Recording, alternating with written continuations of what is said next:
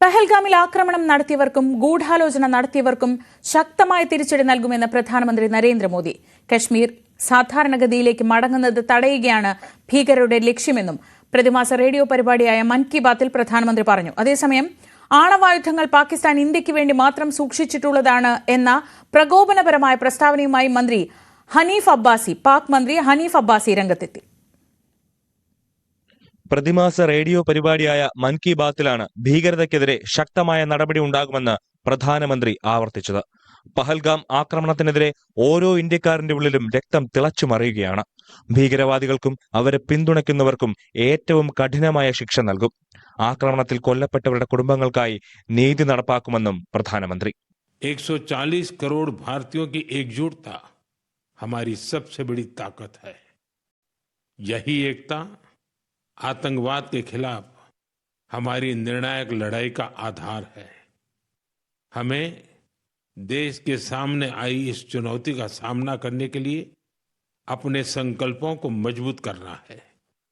हमें एक राष्ट्र के रूप में ദൃഢ ഇച്ഛാശക്തി का പ്രദർശനം करना है. കശ്മീരിൽ സമാധാനവും വികസനവും തിരികെ എത്തുമ്പോൾ അതില്ലാതാക്കാനാണ് ഭീകരരുടെ ശ്രമം. പഹൽഗാം ആക്രമണത്തിൽ വലിയ ഗൂഢാലോചന നടന്നെന്നും മോദി പറഞ്ഞു. जम्मू कश्मीर के दुश्मनों को ये रास नहीं आया. आतंकी और आतंक के आका चाहते हैं कश्मीर फिर से तबाह हो जाए और इसलिए इतनी बड़ी साजिश को अंजाम दिया. ഇന്ത്യക്കെതിരെ പാക് നേതാക്കളുടെ പ്രകോപനപരമായ പ്രസ്താവന തുടരുകയാണ്. ഏറ്റവും ഒടുവിൽ രംഗത്ത് വന്നത് പാക് മന്ത്രി ഹനീഫ് അബ്ബാസിയാണ്.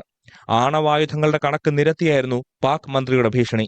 130 ആണവായുധങ്ങളും ഖോറിയടക്കമുള്ള മിസൈലുകളും പാകിസ്ഥാൻ ഇന്ത്യക്ക് വേണ്ടി മാത്രം സൂക്ഷിച്ചിട്ടുള്ളതാണ്.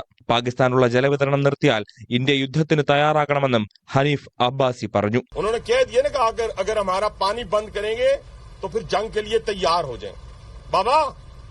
ये जो 130 एटॉमिक हमारे पास वेपन है वो हमने सिर्फ मॉडल बनाने के लिए नहीं रखे हुए. അതിനിടെ പാക് വിദേശകാര്യമന്ത്രി ചൈനീസ് അംബാസഡറുമായി കൂടിക്കാഴ്ച നടത്തി. സൈനിക നടപടിക്ക് ഇന്ത്യ സജ്ജമെന്ന് വ്യക്തമാക്കിയതിനു പിന്നാലെയായിരുന്നു കൂടിക്കാഴ്ച. National desk news 18. പഹൽഗാം ആക്രമണത്തിൽ ഭീകരരെ സഹായിച്ച 15 പേര് തിരിച്ചറിഞ്ഞു. ഇതിൽ 3 പേർ കസ്റ്റഡിയിലുണ്ട്. അന്വേഷണം ഏറ്റെടുത്ത NIA സാക്ഷികളുടെ മൊഴിയെടുത്തു. ഇതിനിടെ 2 ഭീകരരുടെ വീടുകൾ കൂടി സുരക്ഷാസേന തകർത്തു. അതിർത്തിയിൽ വെടിനിർത്തൽ കരാർ ലംഘിച്ച് പാകിസ്ഥാൻ പ്രകോപനം തുടരുകയാണ്. പ്രാദേശിക സഹായമില്ലാതെ കൃത്യമായ ആസൂത്രണത്തോടെ പഹൽഗാമിൽ ആക്രമണം നടത്താനാകില്ലെന്നായിരുന്നു അന്വേഷണ ഏജൻസികളുടെ ആദ്യം മുതലുള്ള നിഗമനം.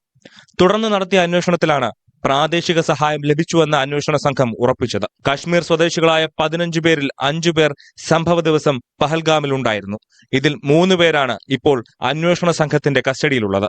ഇവരെ NIAയും ജമ്മു കശ്മീർ പോലീസും ഉൾപ്പെടുന്ന സംഘം ചോദ്യം ചെയ്തു വരികയാണ്. എല്ലാവിധ സഹായവും ഇവർ ഭീകരർക്ക് നൽകിയെന്നാണ് അന്വേഷണ സംഘം നൽകുന്ന വിവരം. കേന്ദ്ര ആഭ്യന്തര മന്ത്രാലയം വിജ്ഞാപനമിറക്കിയതിനു പിന്നാലെ NIA അന്വേഷണം ഏറ്റെടുത്തു.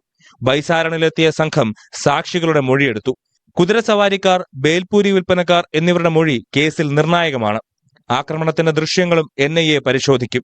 അതിനിടെ 2 ഭീകരരുടെ വീടുകൾ കൂടി സുരക്ഷാസേന തകർത്തു. ജമീൽ അഹമ്മദ് ഷീറിന്റെ ബന്ദിപോറയിലെ വീടും ജെയ്ഷ് മുഹമ്മദ് ഭീകരൻ ആമിർ നസീർ വാനിയുടെ പുൽവാമയിലുള്ള വീടുമാണ് തകർത്തത്. ഇതോടെ ഭീകരവിരുദ്ധ നടപടിയുടെ ഭാഗമായി തകർത്ത വീടുകളുടെ എണ്ണം 10 ആയി. അതിനിടെ തുടർച്ചയായ 3-ാം ദിവസവും പാകിസ്ഥാൻ നിയന്ത്രണ രേഖയിൽ വെടിനിർത്തൽ കരാർ ലംഘിച്ചു.